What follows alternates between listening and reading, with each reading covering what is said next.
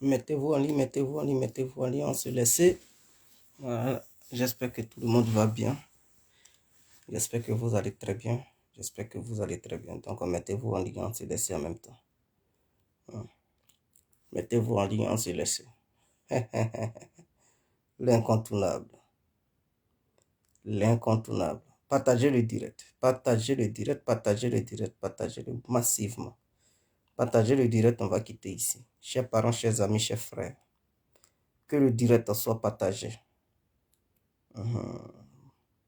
Partagez le direct, on va quitter ici. Partagez le direct. Partagez le direct, partagez le direct, partagez le direct. Partagez-le, on va quitter ici. Partagez le direct, on va quitter ici. Alors, je vais vous donner un numéro 0033 7 53 02 44 64. Je répète 0033 7 53 02 44 64. Alors, donc, avec ce numéro, vous pouvez me joindre sur WhatsApp. Pourquoi je donne ce numéro? Parce que pour toutes les personnes qui sont concernées par rapport aux différents médicaments que je vais citer tout à l'heure, n'hésitez pas à me joindre sur ce numéro via WhatsApp pour passer vos commandes. Je tiens à vous faire comprendre que les personnes qui passent les commandes, c'est sur virement bancaire parce que à travers leurs agences de transfert, voilà, ils m'ont verrouillé partout parce que voilà, quand tu reçois assez d'argent, souvent ils te demandent de justifier d'où vient l'argent et tout. Donc ça fait qu'on te bloque. Hein? Donc comme je suis bloqué, je vois les messages des personnes qui aimeraient bel et bien acheter les médicaments qui sont en Côte d'Ivoire. Je ne vous réponds pas parce que si je vous réponds, vous allez vouloir faire des transferts d'argent. Or, ils m'ont bloqué à travers les différentes agences. Donc, du coup, voilà. Je ne peux pas vous faire attendre ou bien vous faire espérer sans vous donner les médicaments. Voilà pourquoi je ne vous réponds pas. Ce n'est pas parce que le médicament n'est pas là. Les personnes qui sont en Europe, ces personnes-là peuvent acheter via les virements bancaires. Donc, c'est à ces personnes-là que je donne. Voilà, voilà un peu. Donc, alors, pour toutes les personnes qui ont le problème d'hémorroïdes, c'est-à-dire le coco, comme on l'appelle en Côte d'Ivoire. Donc, quand on dit coco, ça veut dire hémorroïde. Si tu es hémorroïde, l'hémorroïde est très dangereux. Est-ce que vous le savez? Quand tu as l'hémorroïde, non seulement tu as du mal à digérer. Quand je dis digérer, tantôt tu es constipé, tantôt quand tu es au milieu de tes amis, dans ton ventre, on dirait ils sont là jouer truc au catch. Tellement ça fait du bruit, ça fait brrr, brrr, brrr. Hein? Voilà, le ventre gagouille et c'est pas joli à voir. Hein? C'est pas joli à voir. Tantôt tu pètes, parmi tes amis, tu es obligé de péter. Brrr. Ça fait brrr, ça fait odeur qui est odeur n'est pas, c'est pas une petite affaire. C'est pas joli à voir. Souvent, quand l'hémorroïde provoque hein, la sortie de l'anus, tu peux même plus s'asseoir. Tu peux même plus t'asseoir. Ça te fait tellement mal que tu es là, c'est pas joli à voir. Tes amis te demandent, ah, sortons, on va aller boire un verre. Tu as du mal parce que là-bas, tu sais que au café, là, tu peux pas bien s'asseoir, ou bien au bar, ou bien dans la boîte, tu peux pas bien t'asseoir. Donc, tu es obligé de dire non, on te propose un bon boulot au travail. On dit, ah, ça c'est un poste, il faut rester dans le bureau. Tu peux pas rester dans le bureau parce que, tu vas rester assis pendant longtemps. Si tu ne peux plus, les fesses ne peuvent plus, ça ne peut plus jouer le match. Donc, du coup, tu es obligé de renoncer. Tantôt, tu as couché sur ton ventre pour mieux te sentir à l'aise. Et c'est pas bien. Souvent même, ça ne sort pas, mais c'est le sang qui finit dans ton ventre. À chaque fois que tu pars au besoin, tu vois, tu défais le sang. Le sang vient avec les excréments. Ça, c'est hémorroïde. Il y a des gens qui ont ça, mais ils ne savent pas. Tu vas aux toilettes, tu vois que le sang coule. Rien ne t'a blessé, mais le sang coule. Tu as hémorroïde, il faut soigner ça. Et quand tu as ça là, tu n'es pas fort au lit, tu deviens faible. Ça provoque la faiblesse sexuelle. Donc, il faudrait que les gens le sachent. Voilà, donc je le dis pour que les gens puissent connaître les caractéristiques de l'hémorroïde. Maintenant, il y a histoire d'hernie. Hernie, bon, il y a hernie interne et externe. Quand tu as ça, quand c'est externe, voilà, tes machins là, ça gonfle, on dirait un truc, un ballon, des trucs comme ballon que Messi joue. Et tu ne peux plus bien marcher, tu manges, on dirait crabe. Ça, c'est pas joli à voir. Maintenant, quand c'est interne, Atia, ça te fatigue. Ça te fatigue le ventre. Ça provoque certaines choses. Et quand c'est interne, encore c'est dangereux parce que là, ça ne fait pas enfler la boule qui est entre tes deux jambes. Mais les petites deux boules qui se trouvent là-dedans, dès que ça monte dans ton ventre, c'est la mort. C'est-à-dire, là, il n'y a pas histoire de... Ce n'est pas programmé. Dès que ça monte, dès que voilà, tu perds connaissance, dès que tu es dans les trucs 10 minutes qui suivent, si tu ne te retrouves pas à l'hôpital et que tu es à la maison, c'est la mort. Donc, vous comprenez que ça va très vite. Donc, histoire d'hernie là, ne jouez pas avec. Soignez ça, c'est très important. Bon, en dehors de ça, il y a des problèmes, il y a des problèmes. Il y a des personnes, les femmes surtout, elles ont problème de trucs, de bas-ventre. Hein? À chaque fois que leurs machins arrivent, elles pleurent, elles ne peuvent pas rester tranquilles. Mais ma soeur, tu as ce problème-là, tu souffres encore au 21e siècle. Tu ne sais pas que faire, coupe faire, tu ne sais pas qu'il y a médicaments. Tu souffres encore, tu es obligé d'aller à l'hôpital, payer des pilules, ouais, Efiralgan ou bien Dafalgan ou bien TAO ou bien je ne sais même pas quoi là, pour apaiser la douleur. Et dans ça, tu es dans la douleur pendant 2 jours, 3 jours. Hein? À cause de ça même, tu es obligé d'appeler dans ton travail pour dire non, tu es malade. Tu souffres encore de ça. Si tu as ce problème, n'hésite pas, contacte-moi. Et dis-moi ce que tu as. Passe ta commande, je te donne, je te le garantis. Tu prends le médicament, tu n'auras plus ce fameux problème de trucs de mal, de trucs de vent. Lorsque tes machines arriveront. Voilà. Mot de bas-ventre là, tu ne vas plus jamais avoir ça. C'est une prise et guérison pour toujours. C'est très important. Tu as problème pour faire enfant. Ah, le médecin il te regarde jusqu'à il dit non, tout va bien. Mais à chaque fois que monsieur pilonne, tu n'arrives pas à tomber enceinte. Jusqu'à tu doutes du monsieur. Tu es obligé même d'aller le tromper pour voir si c'est lui qui a le problème. Tu t'en vas, tu pilonnes avec quelqu'un d'autre, mais rien ne vient. C'est là que tu t'en rends compte que c'est toi le problème. Bon, ma soeur, vous savez, souvent tout va bien, mais le ventre a un problème. Le ventre là, au niveau de ton ventre, le ventre peut être chaud. Dedans, dans ton ventre, ça peut être chaud. Donc, tout ce qui rentre comme un spermatozoïde, dès que ça rentre là-dedans, ça meurt. Mais le médecin, lui, il ne peut pas voir la chaleur qui se trouve dans ton ventre. Lui, il regarde les caractéristiques, il dit non, tout va bien, les hormones sont sur place, il n'y a pas de kyste, il n'y a pas de fibromes, donc apparemment, tu devrais tomber enceinte. Tes menstrues viennent comme toute autre personne, comme voilà, mais tu n'arrives pas à tomber enceinte. Il y a problème de ventre, ton ventre là, ça chauffe. Et donc, quand le monsieur te fait l'amour, tout ce qui est spermatozoïde qui rentre, ça meurt. Ça ne peut pas procréer, ça ne peut pas former d'enfants pour que tu puisses espérer. Même si quand ça commence à procréer, quand ça commence à former, l'enfant meurt. C'est-à-dire, le fœtus meurt et tu fais force aux couches. Donc voilà, ça, c'est ça le problème. Il faut soigner. Mais dans ça là, tu es là et tu as honte. Viens contacter l'incontournable, bien compris, docteur Mordon en personne. Je te donne, je te donne le can et puis ça apaise la situation. Ma soeur, les mots à venir, ton enfant va pleurer dans tes mains, et puis tu seras maman à nouveau ou bien maman pour la première fois. Il faudrait que ça soit clair. N'hésitez pas, tu as problème de thyroïde. Au niveau des trucs, ne t'inquiète pas, tu me contactes et puis je fais le machin, je te donne le médicament. Ma soeur, tu te soignes, mon frère, tu te soignes.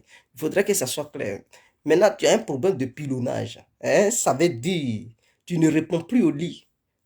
Ça se lève, Mamadou se lève. Quand Mamadou, on lui demande de faire le travail comme il se doit, Mamadou, il ne fait pas bien le travail et puis il tombe.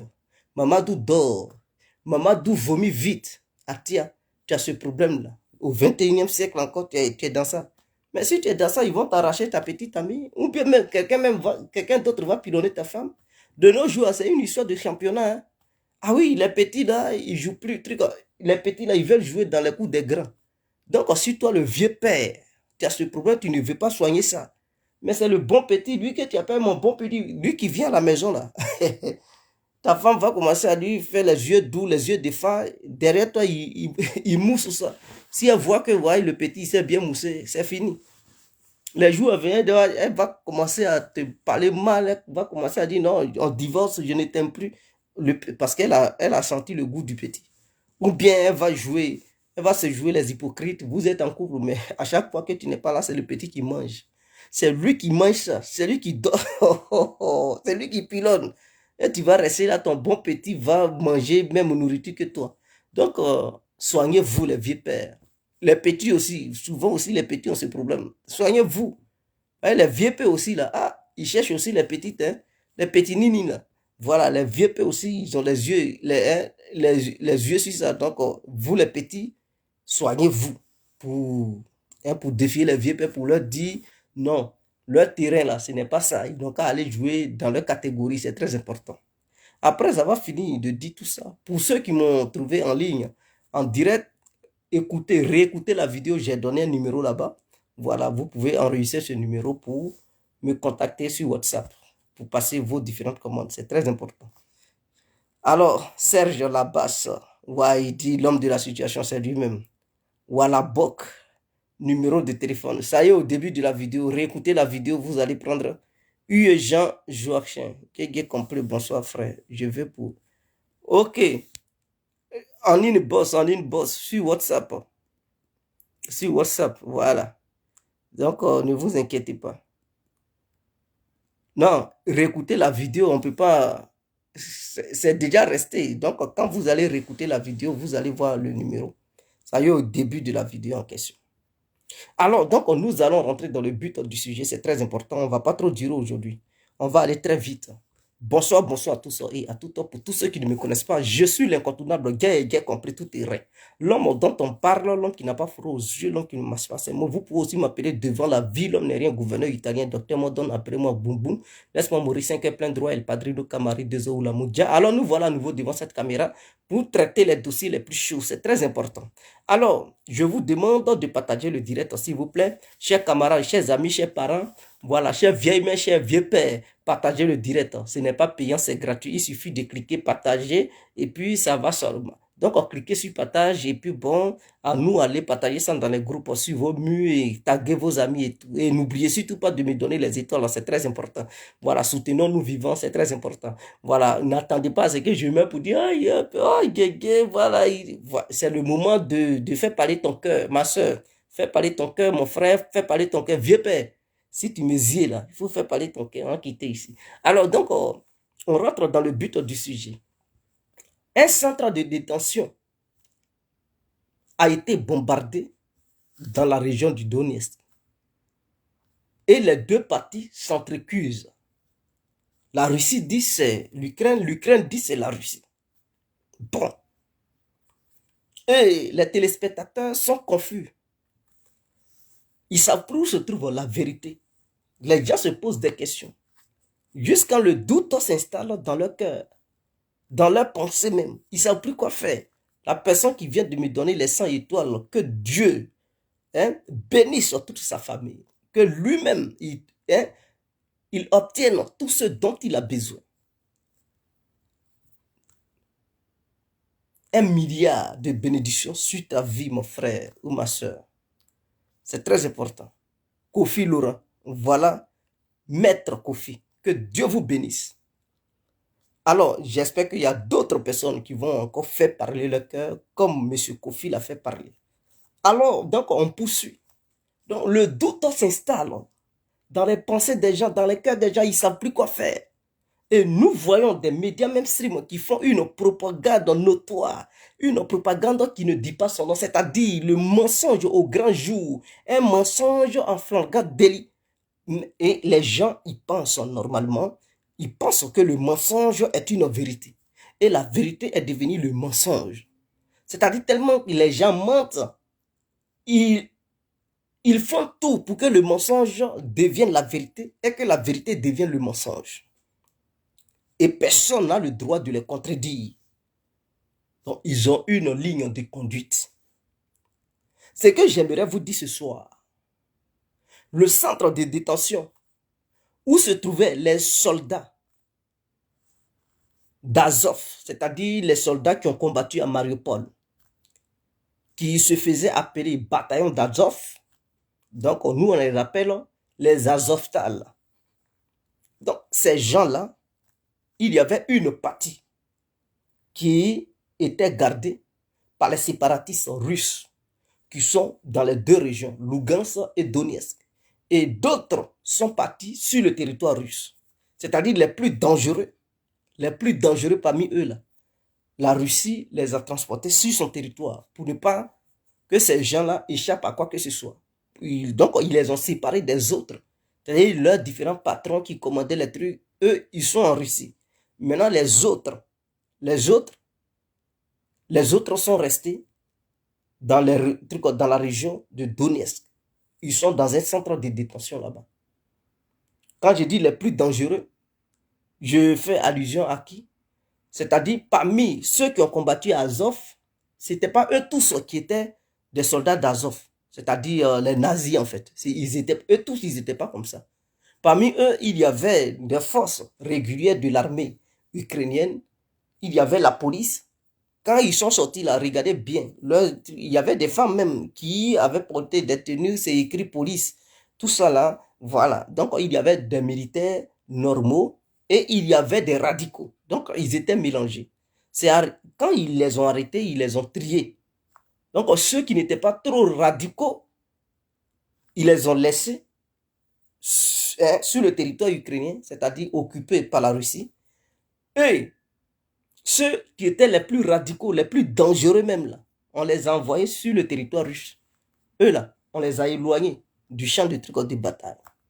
Donc ce centre de détention là, apparemment, qu'est-ce qui a fait que ce centre a été bombardé? Alors, je vais vous dire quelque chose que les médias mainstream vous cachent. Le centre a été bombardé par l'armée ukrainienne via une roquette d'IMAS, c'est-à-dire une roquette américaine.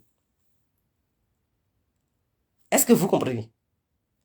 Le centre a été bombardé avec précision à travers une roquette américaine. Leurs armes qu'ils ont fournies, c'est-à-dire leurs lance-roquettes multiples, comme Grad, comme Thor, comme truc. Voilà, pour les Américains, on appelle ça IMAS. Ils ont fourni ça aux Ukrainiens. Et c'est ce que les Ukrainiens ils utilisent pour bombarder les territoires occupés par la Russie. Et donc, ce centre de détention a été bombardé, a été ciblé. Pourquoi ça a été ciblé? Je vais vous dire quelque chose que vous n'entendiez pas nulle part. Parce que j'ai des informations. Apparemment, les soldats qui sont là-bas, ils ont des contacts au sein de l'armée ukrainienne. Est-ce que vous comprenez? Ils ont des contacts au sein de l'armée ukrainienne. Et ces soldats sont fâchés contre le gouvernement ukrainien parce qu'ils reprochent au gouvernement ukrainien de l'avoir abandonné à Mariupol. Quand ils demandaient de l'aide, le gouvernement ukrainien n'a pas pris les bonnes décisions. Ils leur ont fait comprendre que non, ils n'ont qu'à rester là et qu'ils allaient lancer des contre-offensives pour venir les libérer. Donc, eux, ils ont tenu dans la durée, espérant que les Occidentaux, plus le gouvernement ukrainien, allaient aider l'armée ukrainienne pour lancer une contre-offensive pour venir les libérer de Mariupol. Mais malheureusement, ça n'a pas été le cas. Ils leur ont fait espérer, parce que c'est ce qu'ils leur disaient, qu'on va venir vous secourir, on va venir vous secourir. Ils ont tenu dans la durée, ils ont vu que non, ce n'était pas la peine. C'est à la dernière minute, le gouvernement ukrainien a dit non, écoutez, ce n'est plus la peine.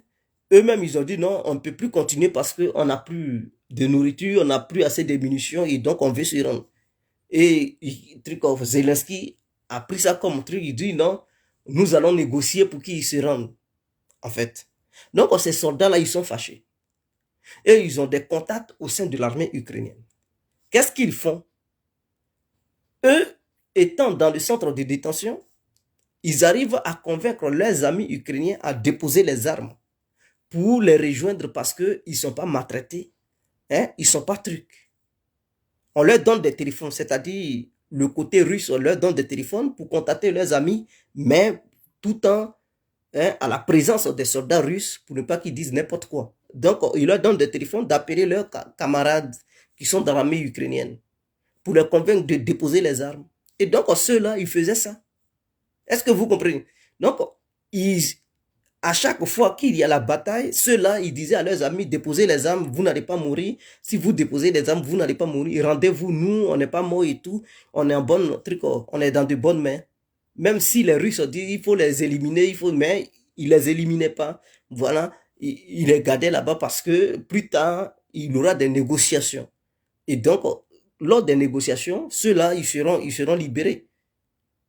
Même si ce n'est pas eux tous, mais beaucoup parmi eux vont être libres parce que les Ukrainiens aussi détiennent quelques militaires russes. Donc, pour libérer quelques militaires russes, là, vous savez, les Ukrainiens vont vouloir faire monter les enchères pour dire, bon, nous, on veut la liberté de 20, par exemple, prisonniers d'Azov. En échange, on vous donne 5 prisonniers russes. Voilà. Et la Russie va dire, bon, mais nos militaires nous coûtent cher. Donc, donnez-les-moi. Bon, comme les militaires ukrainiens, ils ne sont pas même truc que les militaires russes.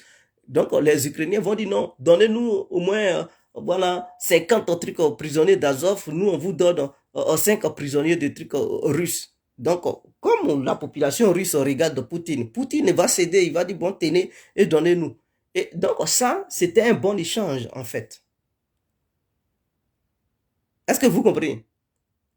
Donc, les services de renseignement occidentaux, ayant eu cette information, disant que les soldats d'Azov qui sont là-bas, qui, par leur biais, d'autres soldats ukrainiens réussissent à déposer les armes et à se rendre à l'armée russe, ils ont donné l'information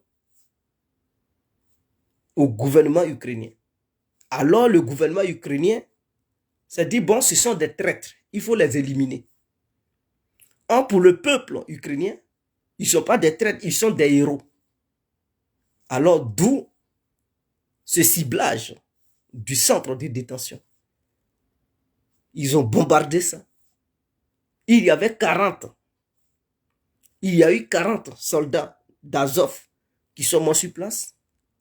Et il y en a eu 77 qui sont grièvement blessés. Peut-être d'autres vont succomber à leurs blessures. D'autres vont rester en vie. Mais ce n'est pas eux seuls qui sont morts parce qu'il y avait des gardiens, des gens qui travaillent dans le centre et tout. Donc, des gens ont perdu la vie. Il y avait des militaires russes qui montaient la garde. Donc, d'autres, les séparatistes, ce n'est pas les militaires russes, mais ce sont les séparatistes, c'est-à-dire des Ukrainiens, mais qui sont du côté de la Russie, voilà, qui, eux, ils montaient la garde. Ils sont morts. Et comme le gouvernement ukrainien ne veut pas que le peuple ukrainien se révolte contre le gouvernement, parce que pour le peuple, c'est des gens, ce sont des légendes en fait. Pour le peuple, il faut les célébrer. Donc le peuple ukrainien ne peut pas accepter, cautionner que leur gouvernement a donné l'ordre à ce qu'on frappe ce centre pour tuer leur légende en fait. Alors immédiatement, ils ont commencé à dire que c'est la Russie qui a bombardé le centre. C'est la Russie qui a bombardé le centre. Mais sur les lieux, les débris du missile qui a été utilisé, c'est un missile américain. Donc, les Russes ont exposé les débris. Et c'est une lance-roquette, hein? Voilà, donc bon, je peux appeler ça missile. Donc, ce missile-là, ce sont des débris du missile américain IMAS. Ils ont montré ça. Qu'est-ce que les journalistes occidentaux disent? Ils disent non, c'est une manipulation. Les Russes ont pris les débris ailleurs pour amener ça sur les lieux. C'est une manipulation. Encore. Poutine et son mensonge. Poutine et ses mensonges. Les Russes mentent. C'est eux qui ont bombardé le centre. Est-ce que ces gens-là, c'est-à-dire ils prennent les gens comme des moutons? Les Russes, ils contrôlent déjà ce centre. Au contraire, la Russie veut faire un tribunal international pour juger ces gens-là. Créer un tribunal international à l'opposé de la CPI. Non seulement pour juger ces gens-là, et vouloir traquer les Occidentaux qui ont commis les crimes, pour aussi les juger, puisque les Occidentaux ont dit, ils veulent juger des Russes à travers la CPI. Donc Poutine est en train d'œuvrer avec ses alliés pour créer un tribunal international parallèle à la CPI, pour traquer les Américains qui ont commis des crimes, les Européens et tout, pour aussi les juger, leur lancer aussi des mandats d'arrêt internationaux. Si jamais ils lancent des mandats d'arrêt internationaux aux militaires russes et à Poutine, eux aussi en retour, ils vont lancer des mandats d'arrêt internationaux pour dire, bon, si tel homme occidental qui a été reconnu, ou militaire occidental qui a été reconnu comme un criminel dans telle affaire, alors si jamais il se rend dans un pays allié de la Russie, ils n'ont qu'à l'arrêter pour qu'il soit jugé par le tribunal. Donc la Russie est en train de mettre un tribunal parallèle sur pied pour juger les militaires d'Azov et tout. Et ces mêmes Russes là vont dire, bon, nous, on va bombarder le centre qu'on contrôle. Quelles sont ces inepties? Et beaucoup croient en ça. Les Russes ont montré le missile. Les Occidentaux disent, non, on n'est pas sûr. Il faudrait qu'on envoie des experts scientifiques pour voir réellement si c'est ce missile qui a frappé le centre, à quelle heure ça a frappé le centre, et les gens qui sont morts là, ils sont morts à quelle heure? Est-ce que vous comprenez? C'est-à-dire, eux, ils refusent d'accuser l'Ukraine d'être à la base de cette attaque. Mais est-ce qu'ils ont entendu les analyses des scientifiques, des experts, des missiles et tout, pour accuser la Russie d'être à la base des trucs de la frappe? Non, ils n'ont pas attendu. Eux, ils ont dit ce sont les Russes. Mais quand les Russes ont dit ce sont les Ukrainiens, ils ont exposé le missile. Donc, là, maintenant, ils disent non, il faut des experts, des analyses. On va envoyer des gens sur les lieux pour bien analyser et tout. Mais quand il s'agissait d'accuser la Russie directement, non, ils n'ont pas attendu experts, quoi que ce soit, automatiquement. Et puis, ils maintiennent leur accusation. Mais comme il y a des preuves qui attestent que le missile vient du camp ukrainien, ils disent non, que ce missile, peut-être, ils ont ramassé ça ailleurs, pour exposer ça là-bas, les débris, ils ont ramassé ça ailleurs pour exposer ça là-bas. Donc, il faut des experts pour analyser. Vous comprenez l'hypocrisie des Occidentaux?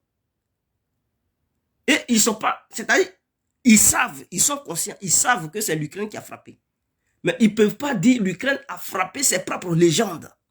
Sinon, ça sera mal vu. C'est un crime contre l'humanité. Et donc, tout ce qu'ils font comme enquête pour incriminer la Russie, s'ils reconnaissent que ce centre a été frappé par les Ukrainiens, alors ils vont leur dire de poursuivre aussi Zelensky. Or, eux, dans leur vision, il n'est pas question de poursuivre Zelensky. Donc, tout ce que Zelensky commettra comme crime, ils vont couvrir et ils vont dire c'est la Russie qui a commis ce crime. Donc, ils sont dans une telle posture, dans une telle idéologie. Dans leur tête là, en Ukraine, les Ukrainiens ne commettent pas de crimes. Il n'y a que les Russes qui commettent des crimes. Et donc, ceux qui font les recherches là-bas pour rassembler toutes les preuves, ils font ça contre la Russie. Ils ne font pas ça contre le camp ukrainien. Donc, leur justice n'est pas transparente. C'est une justice penchante. Une justice qui a pour objectif de condamner une partie et gracier l'autre partie. Et donc, ils sont dans cette vision. Et aussi, la seconde vision, c'est que il ne faudrait pas que le peuple ukrainien se révolte contre son gouvernement pour dire, mais pourquoi tu bombardes nos héros? Et donc, il faut tout faire pour couvrir cela, médiatiquement parlant, même avec les preuves à l'appui que les Russes ont montré, pour dire les missiles, ce sont des missiles américains qui ont frappé le centre. Ils disent non, que ces missiles ont été ramassés quelque part, les débris ont été ramassés quelque part pour envoyer ça sur les lieux de l'attaque. Et que c'est faux. Mais c'est faux. Montrez-nous. Ils disent non, c'est une bombe qui avait été placée dans le centre et puis ça a explosé. D'autres disent non, c'est une frappe aérienne de l'aviation russe. C'est-à-dire eux-mêmes, hier, j'ai écouté, ils ont dit non, c'était une bombe qui était placée dans le centre. Ce matin, ils disent non, c'est une frappe de l'aviation russe. Donc, ils changent de version sur leur plateau de télé. Ils disent ceci, ils se dédisent. Et donc, ne les écoutez pas. C'est l'Ukraine qui a bombardé ce centre. Oui, c'est l'Ukraine qui a bombardé ce centre.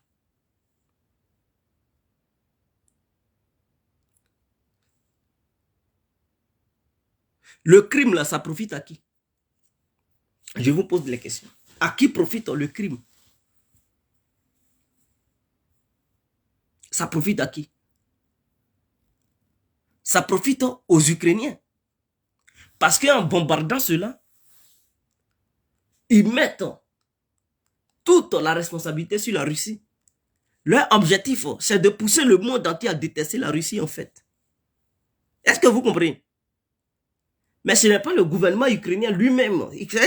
Ce sont les forces occidentales qui sont derrière, qui poussent Zelensky à agir. Et dans les centres de commandement, ce n'est plus les trucs des responsables ukrainiens qui sont là-bas. Dans les centres de commandement, il n'y a que des généraux occidentaux qui sont là-bas, qui pilotent les choses sur le terrain. Ils ont une vision claire. Faire de la Russie un État criminel, et à travers cela, ils vont faire une propagande, une tournée à travers le monde pour isoler la Russie. Voici leur vision. Et comme ça, ils auront des arguments pour dire les Russes tuent des gens qui sont déjà en prison, qui sont donc à travers le droit international, la Russie viole le droit international. Et donc, il faut condamner la Russie. Et ils vont pousser les autres États à condamner la Russie pour cet acte. Or, c'est eux-mêmes qui sont cachés derrière le truc, l'acte. Vous comprenez? Donc, ce n'est pas pour rien que le centre est bombardé. En bombardant le centre, l'Ukraine se met dans une position de force et met la responsabilité sur la Russie pour affaiblir la Russie sur le plan international. Pas sur le plan militaire, mais sur le plan international, pour faire de la Russie un État paria, un État criminel, un État qui ne respecte rien, qui tue même les prisonniers qui sont sous son contrôle, qui les bombarde avec ses propres bombes et tout. Donc, c'est ça la vision. Voilà. Dino Saïdou Lawala. Tu détiens les gens. Pourquoi les bombarder? Est-ce que si la Russie veut leur faire du mal, c'est aux yeux du monde entier? Non. Ils peuvent les éliminer. La Russie peut les éliminer. Il y a une manière d'éliminer les gens. Les affamer, leur faire certaines choses, les injecter, quelques piqûres, et puis ça fait. Est-ce que la Russie est obligée de bombarder aux yeux du monde entier pour se mettre le monde à dos? Non. Ce sont les Occidentaux qui ont poussé l'Ukraine à agir de la sorte. Parce qu'ils ont un objectif. Il ne faudrait pas que la Russie gagne non seulement la guerre militaire, mais la guerre diplomatique et la guerre économique. Ils ne veulent pas. Parce que eux, ils veulent dominer le monde. Ça fait longtemps qu'ils dominent le monde. Et donc, ils n'acceptent pas que la domination du monde quitte dans leurs mains. Ils n'acceptent pas que le monde soit équitable et qu'il n'y ait pas de dominant, ni de dominé. Ils ne veulent pas. Eux, ils veulent dominer ou rien. Il n'est pas question de parler d'égal à égal avec la Russie, la Chine et tout. Non, ou les autres pays. Il n'est pas question pour eux. Soit eux, ils dominent, soit, voilà, tout est mélangé dans le monde. C'est ce qui se passe dans leur tête. Donc, ils font tout pour ternir l'image de la Russie. C'est ça leur vision. Donc, ceux qui ont compris, ils ont compris. N'écoutez pas la propagande. N'écoutez pas ceux qui mentent, qui disent c'est la Russie. C'est l'Ukraine qui a bombardé le centre. Voilà. C'est l'Ukraine qui a bombardé le centre. La fois passée, l'Ukraine avait bombardé même le centre nucléaire. Est-ce que vous comprenez? Avec des drones vers Zaporizhzhia. Non loin des trucs de Kherson. Mais quand la Russie a fait comprendre que l'Ukraine tire sur le centre nucléaire, ils n'ont rien dit. C'est passé. C'est-à-dire, quand la Russie dénonce, on dit, oh, la Russie, c'est des menteurs. C'est des menteurs. L'Ukraine n'a pas tiré sur ce centre. Ce sont les Russes qui tirent. Ils ont mis les armes là-bas, c'est eux qui tirent. L'Ukraine n'a jamais tiré. C'est-à-dire, ils font tout pour blanchir l'image de l'Ukraine, en fait. Et si les gens ne font pas attention, ils vont tomber dans le piège. Imaginons que le centre nucléaire que l'Ukraine visait avec des drones ça pétait, et qu'il y avait un tsunami nucléaire, mais ils allaient accuser la Russie directement que non, ce sont les Russes qui sont à la base. Ils allaient trouver certaines choses pour justifier cela. Donc, les gens doivent comprendre que les Occidentaux, ils ont toujours fonctionné de la sorte. Que ce soit en Afrique, que ce soit partout dans le monde, ils ont toujours menti. Ils ont toujours menti. La guerre des Ukrainiens et l'opération spéciale russe montrent aux yeux du monde entier combien de fois les médias occidentaux mentent. Ça met leur mensonge au grand jour.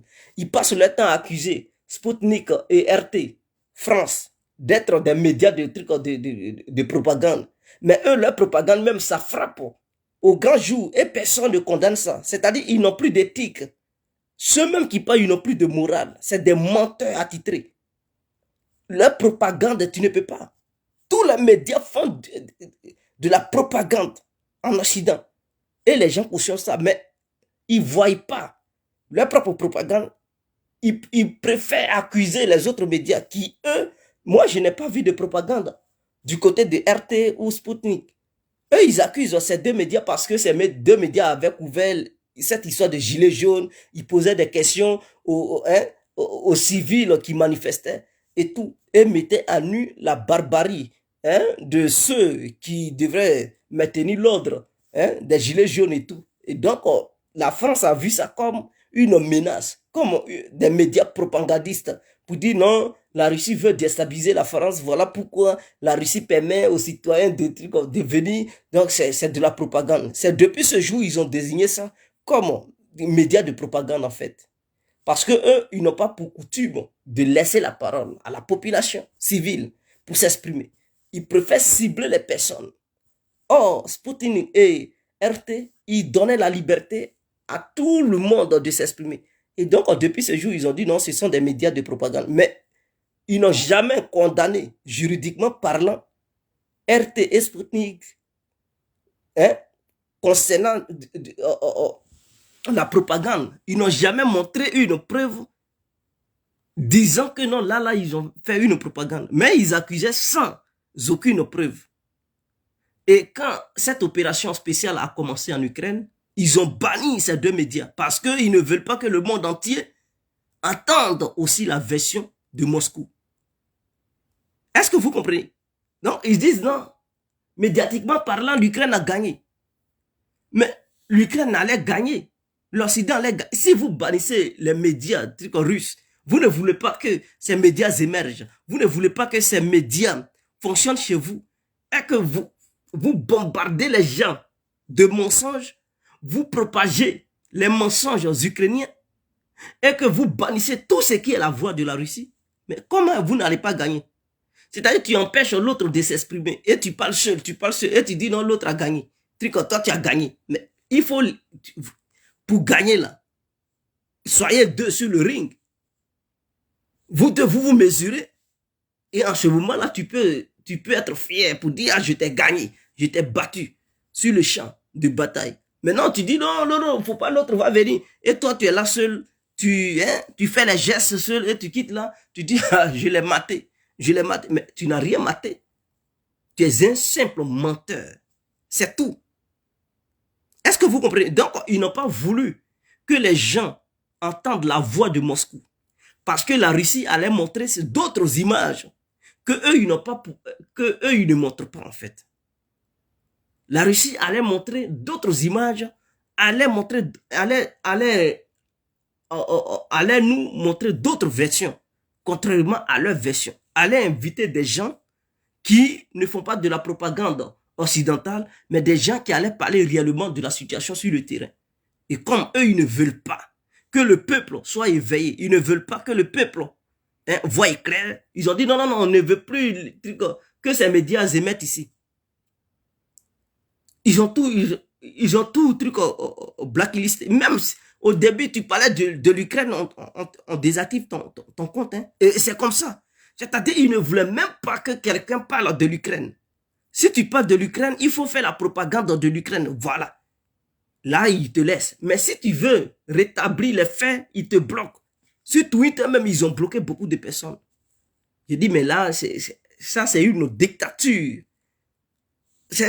L'Occident est dans une dictature qui se cache derrière cette histoire de démocratie, en fait. J'ai compris que ici, c'est une dictature. Il y a certaines choses que tu n'as pas le droit de dire. Il y a certaines choses que tu n'as pas le droit de dire. Tu veux rétablir la vérité? Non. Tout de suite, ils vont désactiver ton compte ou bien ils vont t'envoyer un message d'avertissement. Mais dans les médias occidentaux, ils parlent même ouvertement de la mort de Poutine. Mais comment il faut le tuer? Comment il faut faire? Est-ce qu'il faut l'empoisonner? Est-ce qu'il faut faire, il faut mettre des explosifs dans un drone pour faire kamikaze? Est-ce qu'il faut lui mettre une balle dans la tête? Et puis il dit, bon, les services de renseignement occidentaux et américains, ils coordonnent les opérations pour voir comment il faut éliminer Poutine. Il dit ça ouvertement. Mais imaginons un instant qu'en Russie, des journalistes se permettent sur un plateau de télé pour dire, mais comment il faut éliminer tel président d'un pays européen ou bien tel président d'un pays américain. Mais ça va devenir un scandale. Ils allaient même convoquer, ils allaient envoyer une réunion à l'ONU pour dire, mais la Russie, mais oui, et ils allaient demander au monde entier de condamner les versions de trucs, cette histoire de la Russie qui veut tuer un chef d'État. Mais eux, ils font ça. Les journalistes ne sont pas sanctionnés. Ils trouvent ça logique. Ils se disent, ils sont des démocrates. Ils se disent, il y a certaines choses qu'il ne faut pas dire. Mais eux, ils le font. Donc, quand c'est comme ça, quand c'est eux, c'est normal. Quand ce sont les autres, ils courent, ils vont à l'ONU. Quand ce sont les autres, ils vont faire le tour du monde. C'est anormal. C'est inacceptable. C'est inadmissible. Est-ce que vous comprenez? Donc, ils pensent qu'ils sont au-dessus de tout le monde et que les autres sont bas. Ils sont des sous-hommes. Il faut leur faire ce que eux, ils ont envie de faire, mais les autres n'ont pas le droit de s'exprimer. Ils ont sanctionné la Russie à plusieurs reprises. La Russie riposte, ils se plaignent.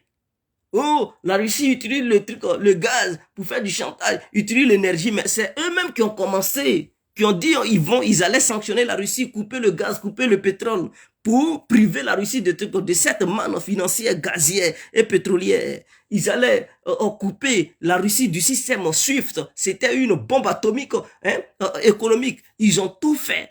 Ils ont sanctionné, ils ont confisqué même l'argent des Russes. Ça aussi, c'était pas aussi un truc, comment on appelle ça, une arme économique pour déstabiliser la Russie et tuer des Russes. En retour, quand la Russie applique la réciprocité, c'est un scandale. Donc, vous comprenez leur mentalité. Parce qu'ils ont toujours vécu comme ça. Personne dans leur vie n'a jamais osé les sanctionner. Personne n'a jamais osé les défier, en fait.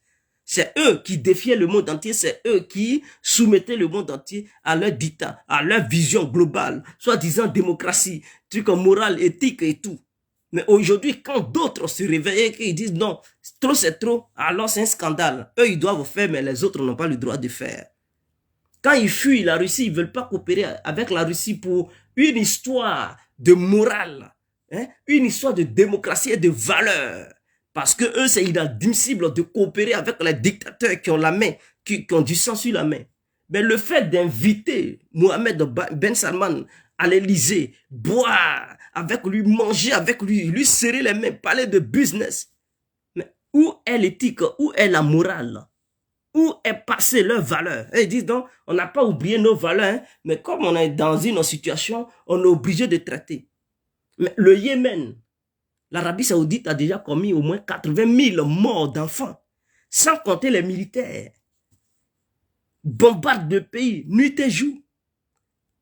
Veut occuper le Yémen, occupe même une partie du Yémen. Ça, c'est un envahisseur, c'est un colonisateur. Mais pourquoi le président français n'a pas dénoncé cela pour dire non?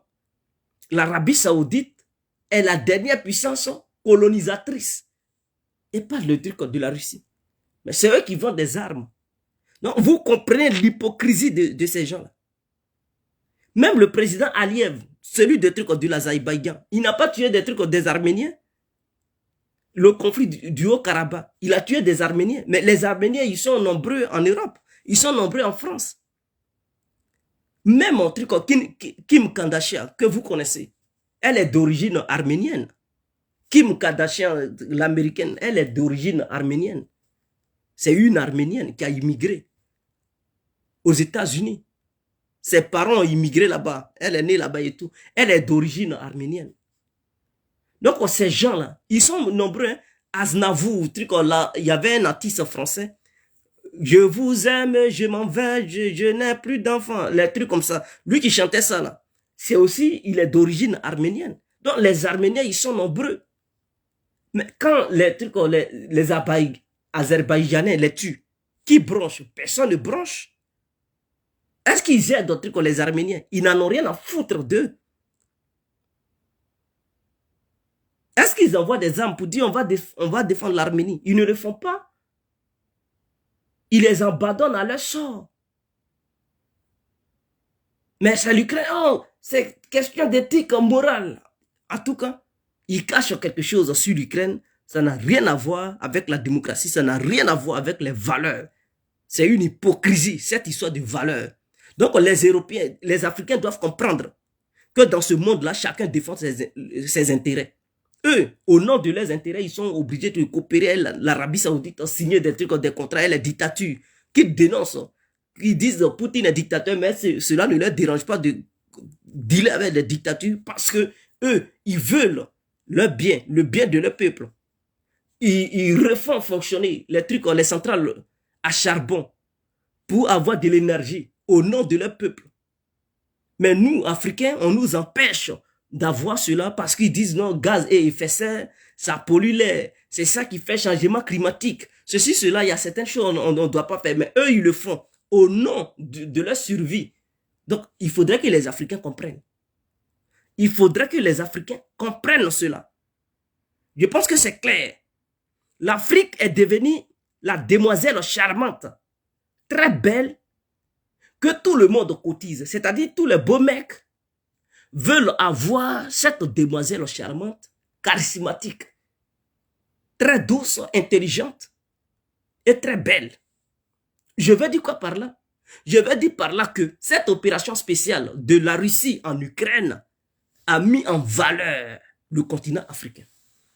Oui, la Russie a permis à ce que le continent africain ait de la valeur.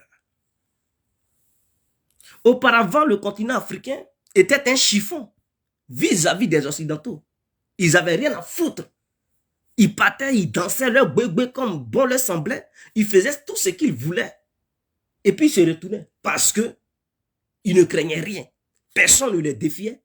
Personne ne leur lançait aucun défi. Et ils se faisaient, non, ils faisaient soumettre leur dictat à nos soi-disant dirigeants. Et le peuple africain criait. Le peuple africain souffrait. Mais eux, ils n'avaient rien à foutre. Ils ne parlaient pas de démo, ils ne parlaient pas de trucs en diplomatie. Quand ils partaient là-bas, c'était pour donner des ordres. Aujourd'hui, chers parents, chers amis, chers frères, les grandes puissances courent pour aller négocier des pays africains. À cause de la Russie et la Chine, qui ont permis à l'Afrique de voir le jour, qui ont permis à l'Afrique de connaître sa vraie valeur. C'est le moment. C'est le moment. C'est aux pays africains plutôt, de saisir cette opportunité, cette occasion, pour se faire valoriser, pour savoir vendre leurs biens qu'ils ont. Faut plus, ils vont se laisser manipuler. Je veux dire quoi par là? Regardez. Le président français qui court, qui va en Afrique, qui crie son ras-le-bol, qui crie une panique notoire, parce qu'il est défié sur le territoire africain. Il ne part pas là-bas pour donner des ordres. Maintenant, il part là-bas pour négocier. Il part là-bas pour parler de l'histoire. Il part là-bas pour dire qu'il va faire sortir les archives pour que tout soit clair. Voilà, il faudrait que... Ça, c'est quelqu'un qui est paniqué. Ça, pourquoi auparavant, il ne parlait pas d'archives? Il faut faire sortir les archives. Pourquoi il ne parlait pas de trucs de négociation? Pourquoi? Non. Avant, ça fait combien d'années? Les gens sont morts au Cameroun et que les gens étaient impliqués. La France était impliquée dedans. Pourquoi ils n'ont jamais fait sortir les archives? Ils n'ont jamais parlé de ça.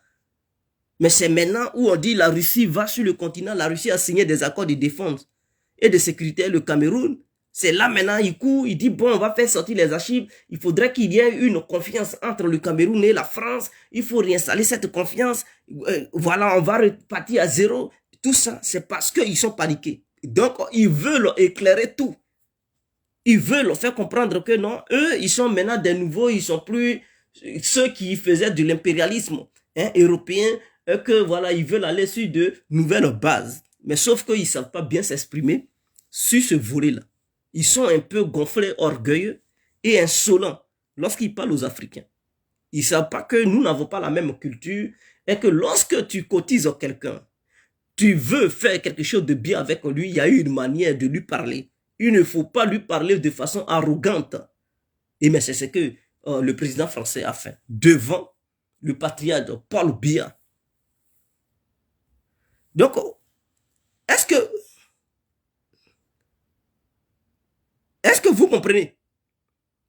Sergei Lavrov aussi est parti, a fait sa tournée pour donner de la confiance à certains pays africains. Et même il allait en Éthiopie pour s'exprimer devant les ambassadeurs des pays africains. Pour dire, ne vous alliez pas sur la position occidentale.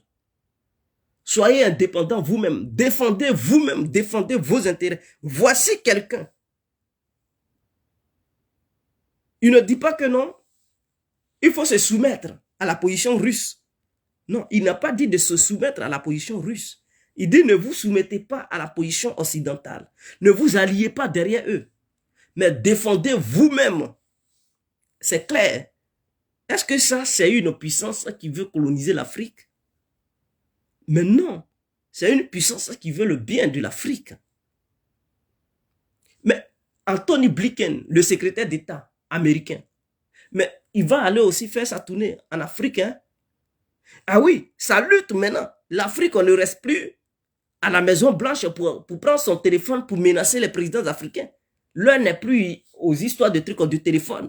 Pour dire, bon, nous, Américains, nous sommes la grande puissance. On va... Non, non, non, non. Ils sont obligés de soulever leurs fesses pour aller en Afrique et parler de business, négocier avec les Africains. Ce n'est plus à la Maison Blanche, ils sont maintenant pour menacer.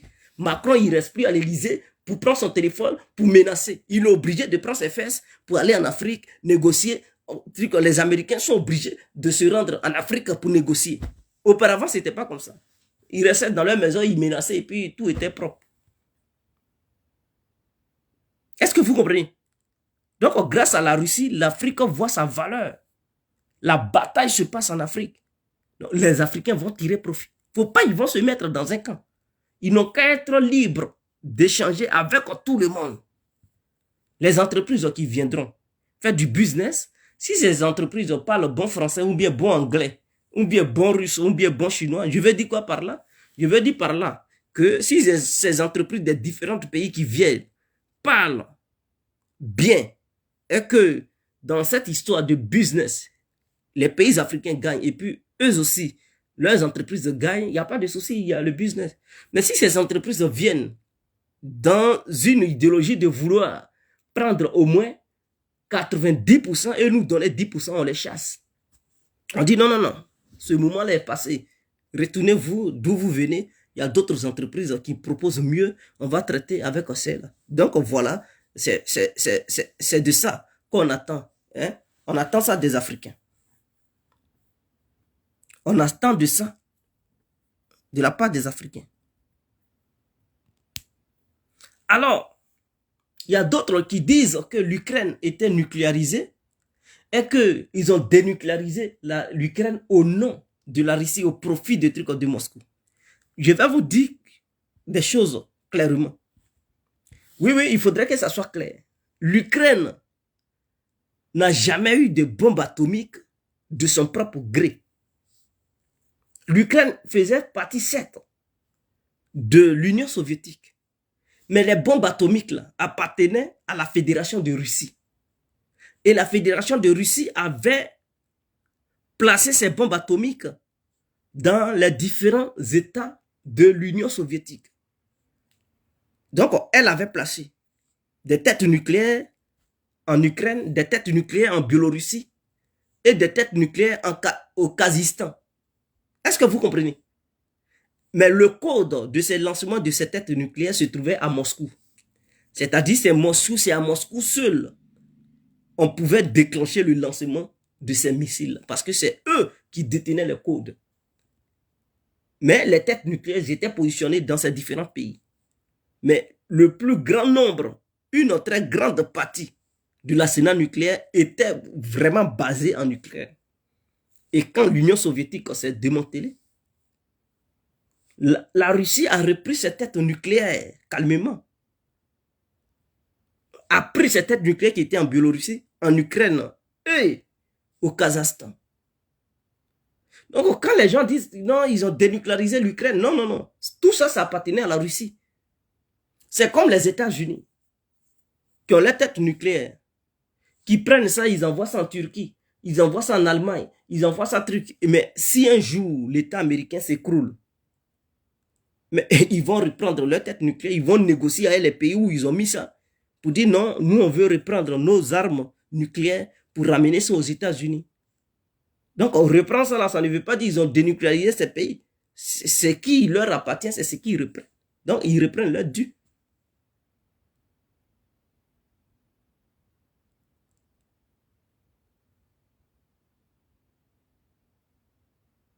Paul Seydi, il est chez moi à Divo. Bon séjour là-bas, on est ensemble.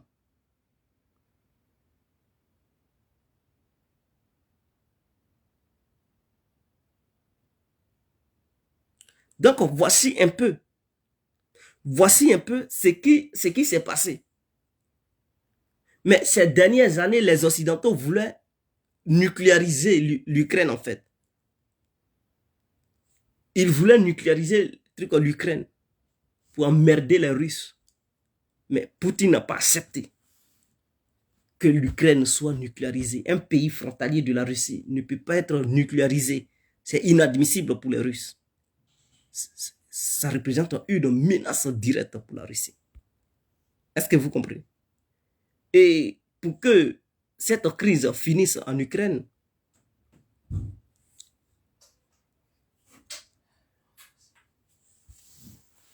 bon, je vous remercie.